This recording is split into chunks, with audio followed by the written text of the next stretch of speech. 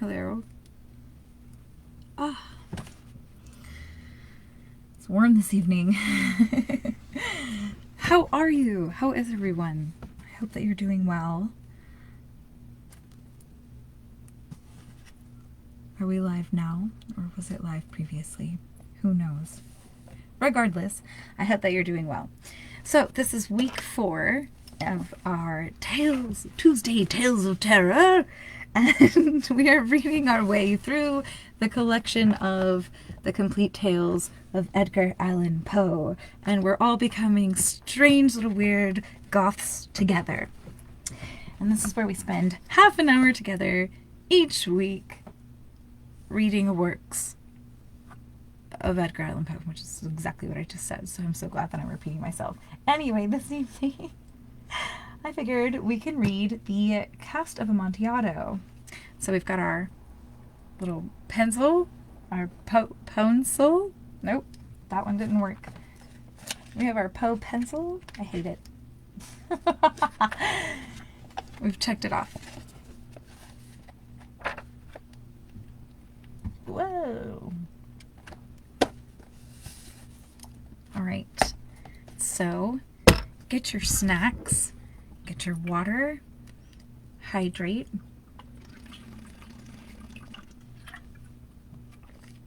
Oh man, that is good. That is fresh. And let us begin. Get comfortable. Get in your big comfy position, or driving, or whatever you're doing. The Cask of Amontillado. I don't think I've ever read this. The 1,000 injuries of Fortunato I had borne as I best could. But when he ventured upon insult, I vowed revenge. You, who so well know the nature of my soul, will not suppose, however, that I gave utterance to a threat.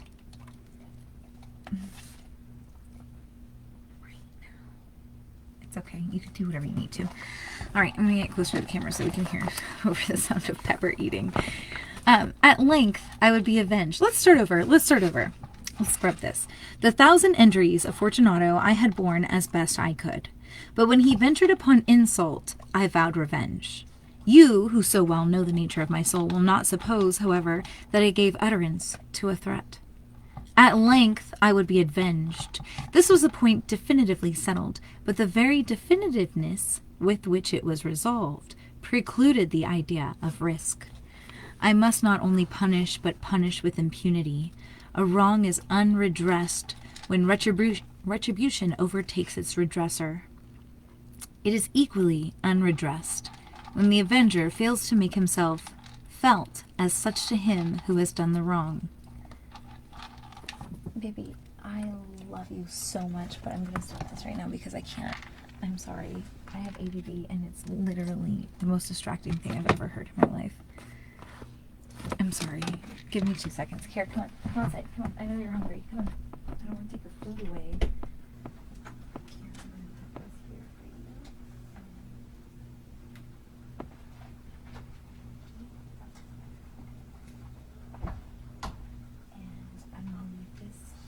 Open, so if you want to come in, you can. And we're just gonna keep going. We're just gonna keep going. We're back.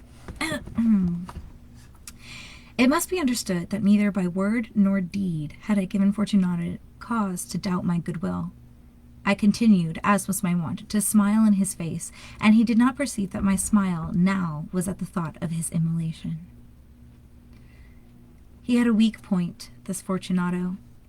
Although in other regards he was a man to be respected and even feared, he prided himself on his connoisseurship in wine. That's a fun word, connoisseurship. Few Italians have the true virtuoso spirit.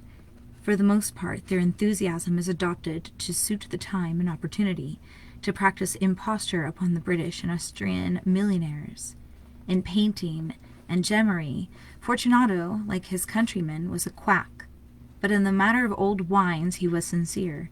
In this respect I did not differ from him materially.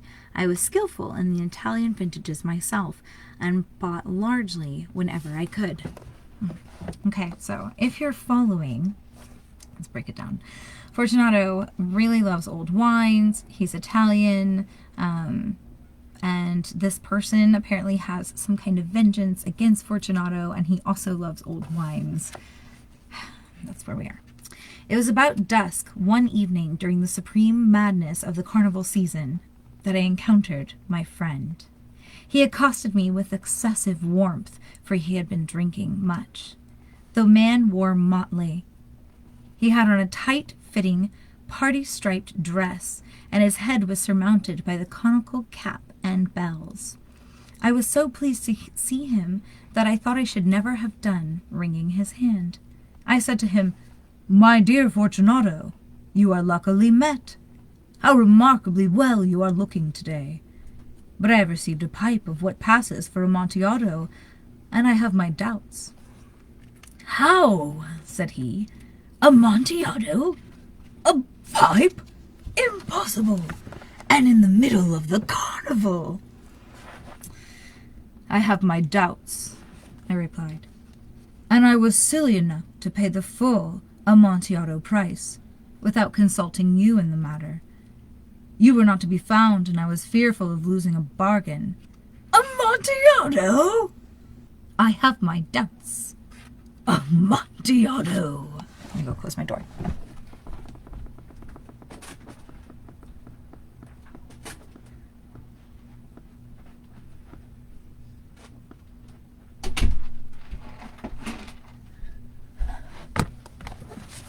So chaotic.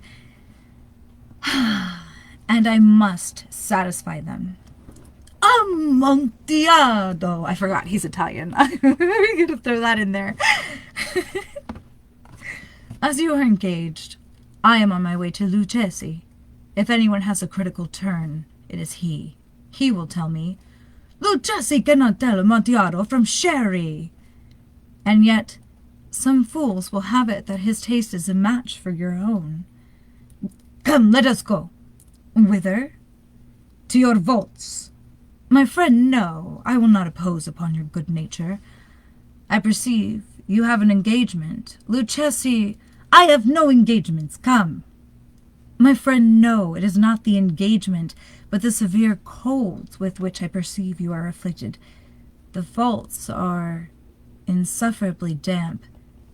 They are encrusted with Niter." "Let us go nevertheless. The cold is merely nothing. Amontillado you have been imposed upon, and as for Lucchesi, he cannot distinguish sherry from Amontillado."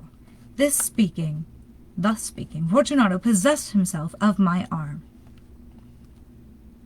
Putting on a mask of black silk and drawing a roquelaire closely about my person, I suffered him to hurry me to my palazzo. There were no attendants at home.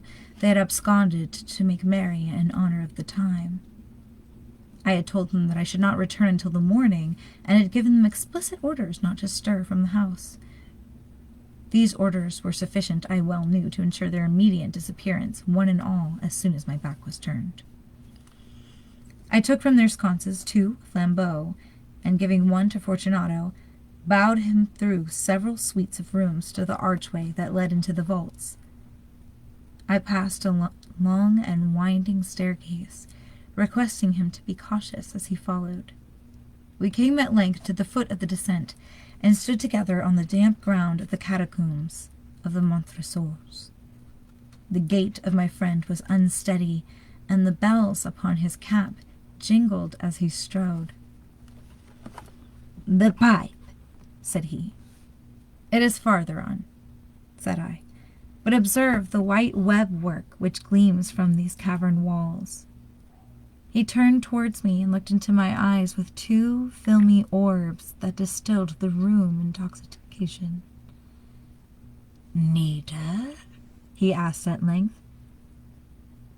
"Niter. Is it pronounced Niter or is it Niter?" We're already here. Correct me if I'm wrong. "Niter," I replied. "How long have you had that cough?"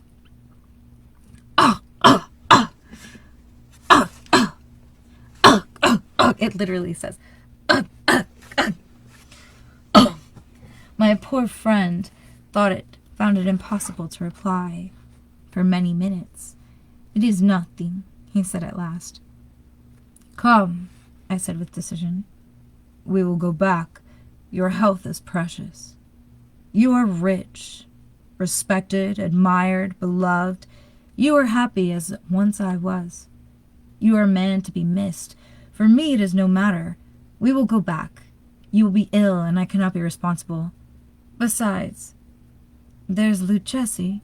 "Enough," he said. "The cough is a mere nothing. It will not kill me. I shall not die of a cough." "True, true," I replied, "and indeed, I had no intention of alarming you unnecessarily. But should you use all proper caution, a draught of this medoc will defend us from the damps." Here I knocked off the neck of a bottle which drew from a long row of its fellows that lay upon the mold. "Drink," I said, presenting him the wine. He raised it to his lips with a leer. He paused and nodded to me familiarly while his bells jingled. "I drink," he said, "to the buried that repose around us." "And I to your long life." He again took my arm, and we proceeded. "These vaults," he said, "are extensive." "The Montresors," I replied, "were a great and numerous family. I forget your arms. A huge human foot d'or in a field azure. The foot crushes a serpent rampant whose fangs are embedded in the heel. And the motto, Nemo me impune lacessit. "Good," he said. The wine sparkled in his eyes, and the bells jingled. My own fancy grew warm with the medoc. We had passed through walls of piled bones, with casks and puncheons intermingling, into the inmost recesses of the catacombs. I paused again, and this time I made bold to seize Fortunato by an arm above the elbow. "The Niter," I said. "See, it increases. It hangs like moss upon the vaults. We are below the river's bed. The drops of moisture trickle among the bones. Come, we'll go back ere it's too late. Your cough, it is nothing," he said. "Let us go on, but first, another draught of medoc." I broke and reached him a flagon of de Grave. He emptied it out of breath. His eyes flashed with a fierce light. He laughed and threw the bottle upwards with a gesticulation I did not understand. I looked at him in surprise. He repeated the movement, a grotesque one. "You do not comprehend?" he said. "Not I," I replied. "Then you are not of the Brotherhood." "How?" "You are not of the Masons." Yes, I said. Yes. You? Impossible. A Mason." Now he sounds French. "A Mason," I replied. "A sign," he said. "It is this," I answered, producing a trowel from beneath the folds of my roquelaire. "Roquelaire? You jest," he exclaimed, recoiling a few paces. "But let us proceed to the Amontillado." "Be it so," I said, replacing the tool beneath the cloak and again offering him my arm. He leaned upon it heavily. We continued our route in search of the Amontillado. We passed through a range of low arches, descended, passed on, descending again, arrived at a deep crypt in which the foulness of the air caused our flambeau rather to glow than flame. At the most remote end of the crypt there appeared another, less spacious. Its walls had been lined with human remains, piled to the vault overhead in the fashion of the great catacombs of Paris. 3 sides of this interior crypt were still ornamented in this manner. From the fourth, the bones had been thrown down and lay promiscuously upon the earth, forming at one point a mound of some size. Within the wall, thus exposed by the displacing of the bones, we perceived a still interior recess, in depth about 4 feet, in width 3, in height 6 or 7. It seemed to have been constructed for no especial use within itself, but formed merely the interval between 2 of the colossal supports of the roof of the catacombs, and was backed by one of their circumscribing walls of solid granite. It was in vain that Fortunato, uplifting his dull torch, endeavored to pry into the depths of the recess. Its termination the feeble light did not enable us to see. "Proceed," I said. "Herein is the Amontillado.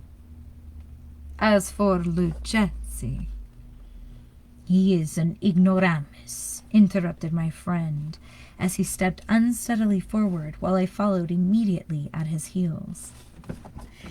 In an instant he had reached the extremity of the niche, and finding his progress arrested by the rock, stood stupidly bewildered. A moment more, and I had fettered him to the granite.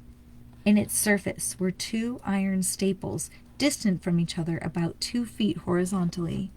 From one of these depended a short chain, from the other a padlock.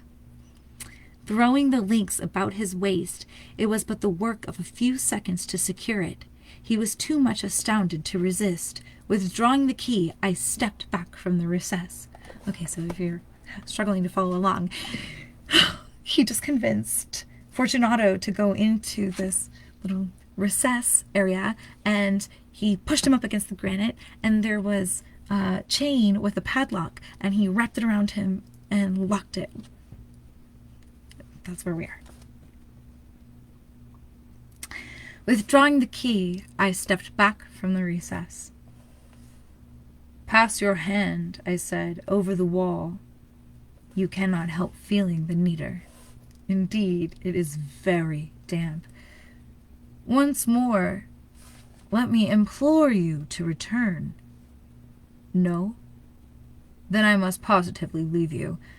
But I must first render you all the little attentions in my power." "The Amontillado!" ejaculated my friend, not yet recovered from his astonishment. "True," I replied. "The Amontillado."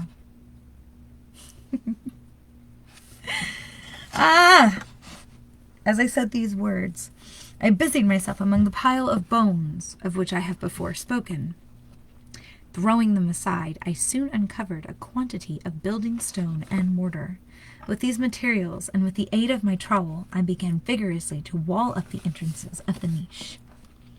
I had scarcely laid the first tier of my masonry when I discovered that the intoxication of Fortunato had in great measure worn off. The earliest indication I had of this was a low, moaning cry from the depth of the recess. It was not the cry of a drunken man. There was a then long and obstinate silence. I laid the second tier, and the third, and the fourth, and then I heard the furious vibrations of the chain. The noise lasted for several minutes, during which, that I might hearken to it with the more satisfaction, I ceased my labors and sat down upon the bones. When at last the clanking subsided, I resumed the trowel and finished without interruption the 5th, the 6th, and the 7th tier. The wall was now nearly upon a level with my breast. I again paused, and holding the flambeau over my mason work, threw a few feeble rays upon the figure within with his lantern. His flame. A succession of loud and shrill screams, bursting suddenly from the throat of the chained form, seemed to thrust me violently back. For a brief moment I hesitated. I trembled. Unsheathing my rapier, I began to grope with it about the recess, but the thought of an instant reassured me. I placed my hand upon the solid fabric of the catacombs and felt satisfied. I reproached the wall.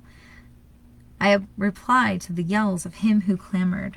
I re-echoed. I aided. I surpassed them in volume and in strength. I did this, and the clamorer grew still.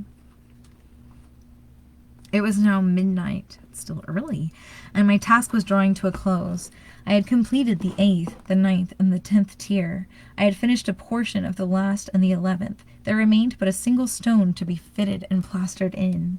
I struggled with its weight. I placed it partially in its destined position, but now there came from out the niche a low laugh that erected the hairs upon my head. It was succeeded by a sad voice, which I had difficulty in recognizing as that of the noble Fortunato. The voice said, "Ah, ah, ah, a very good joke indeed. An excellent jest, huh? We will have many a rich laugh about it at the palazzo. Over our wine. The Amontillado," I said. The Amontillado. But is it not getting late? Will not they be awaiting us at the palazzo, the Lady Fortunata and the rest? Let us be gone. Yes, I said. Let us be gone. For the love of God, Montressor! Yes, I said, for the love of God. But to those words I hearkened in vain for a reply. I grew impatient. I called aloud, "Fortunato!" No answer. I called again, "Fortunato!" No answer still. I thrust a torch through the remaining aperture and let it fall within. There came from forth in return only a jingling of the bells. My heart grew sick. On account of the dampness of the catacombs, I hastened to make an end of my labor. I forced the last stone into its position. I plastered it up. Against the new masonry, I re-erected the old rampart of bones. For the half of a century, no mortal has disturbed them. In pace requiescat. What does that mean? In pace requiescat. Let's find out. That's so great because we have Google and it's accessible right here. Oh, may they rest in peace. Yeah. Oh, requiescat in pace, R.I.P. Oh, wow. Okay. Is that Latin? Yes, it is. Interesting. So that's where R.I.P. comes from. Oh, did we just learn something new? I sure did. I hope you did too. What did we learn? Don't follow anyone into a vault that goes so far. Don't follow them into like empty caves underneath. Everyone's being buried in like the fucking walls. Walls and the floors. Anyway, regardless, let us read a little bit of this prose. We have about 5 minutes left, and so I think tonight I want to read to you one of my favorite poems by Mr. Poe. What page? Oh, I remember what page. It's on page 84. Why am I even looking it up like I don't know where it is? All right. Are we ready, friends? A dream within a dream. Take this kiss upon the brow, and, in parting from you now, thus much let me avow. You are not wrong who deem that my days have been a dream. Yet if hope has flown away in a night or in a day, in a vision or in none, is it therefore the less gone? All that we see or seem is but a dream within a dream. I stand amid the roar of a surf-tormented shore, and I hold within my hand grains of the golden sand.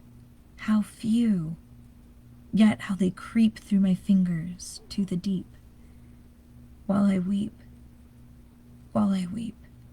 oh God, Can I not grasp them with a tighter clasp?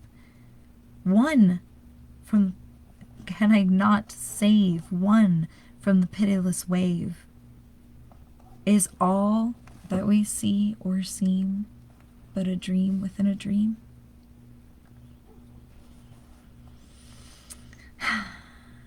You're welcome. That's one of my favorites, and I'm sure that you can understand why. Let's see. What else do we have? We actually have a few more minutes, but let me let Cleo in. Yes, come on. I'm reading. I'm reading out loud to my friends. I'm almost done. I just have a couple minutes left. Coming to say hi. Okay. Oh, what about this? Oh, that's long. That's really long. Let's go back to the beginning. Let's find a short one in the beginning. Oh, Imitation. All right, this one's called Imitation, and then we'll just conclude like this, regardless of where we end up. Let's get our little pencil and check it off. Ready? Imitation. A dark, unfathomed tide of interminable pride, a mystery and a dream, should my early life seem. I say that dream was fraught with a wild and waking thought of beings that have been, which my spirit hath not seen. Had I let them pass me by with a dreaming eye. Let none of earth inherit that vision on my spirit. Those thoughts I would control as a spell upon his soul, for that bright hope at last and that light time have passed, and my worldly rest hath gone with a sigh as it passed on. I care not though it perish with a thought I then did cherish. I didn't love that one. I'm not gonna lie. Like, maybe I'm just not in the right mindset for it, but I hope that you liked it. Anyway, let's check that one off. Over here, that was that one, and this was Imitation. So, Dream Within a Dream and Imitation, and we read The Cask of Amontillado. Wonderful. Thank you so much for joining me for Tuesday Tales of Terror with me. With myself, Kali Mortwood, and Cleocatra, and Pepper, and my tarantula Morella, of course, with all of us. Thank you for joining us, and I hope that you have a beautiful Tuesday, and I will see you next Tuesday at this same exact time, 10 p.m. to 10:30, and Pacific time. And stay spooky. I'm going now. Goodbye.